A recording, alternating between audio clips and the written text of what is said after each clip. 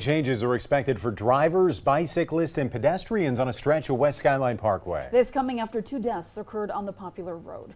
Earlier this year, 2 fatal crashes happened on West Skyline within a month of each other. One included a single vehicle, the other a truck striking a pedestrian.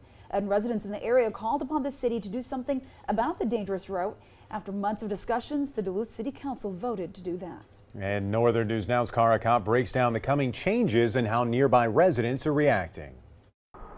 West Skyline Parkway is known for 2 things: its amazing views and its dangerous roads. I think it's been known to many neighbors in our community that there have been safety issues with Skyline for many, many years. This year, Observation Hill neighbors like Dory Rappaport made it their mission to change that. And now they have. We feel so much gratitude to the city for moving this forward. After months of meetings and planning, the Duluth City Council voted to change how traffic flows through Skyline Parkway. However, Rappaport says it didn't come without compromise. A lot of us initially wanted to see that whole front part completely closed off. While the city decided not to do that, a major transformation will still happen. The biggest change to come will be when you take a left here at the Twin Ponds 3-way intersection.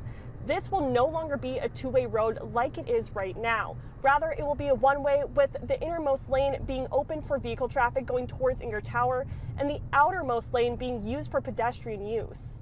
So hopefully these changes do deter any more deaths or accidents that would happen up there as long as people comply. Duluth City Councilor Tara Swenson says West Skyline Parkway isn't the only road facing changes. In fact, 5th and 6th Street will also close to cars trying to get on and off of Skyline. I think it really just shows that when you can rally together and peacefully put ideas and solutions forward and have relationships with people, that you can accomplish things. The city making changes to the dangerous road thanks to the neighbors who live there. It makes a really big difference in safety in our neighborhoods. In Duluth, Cara Kopp, Northern News Now.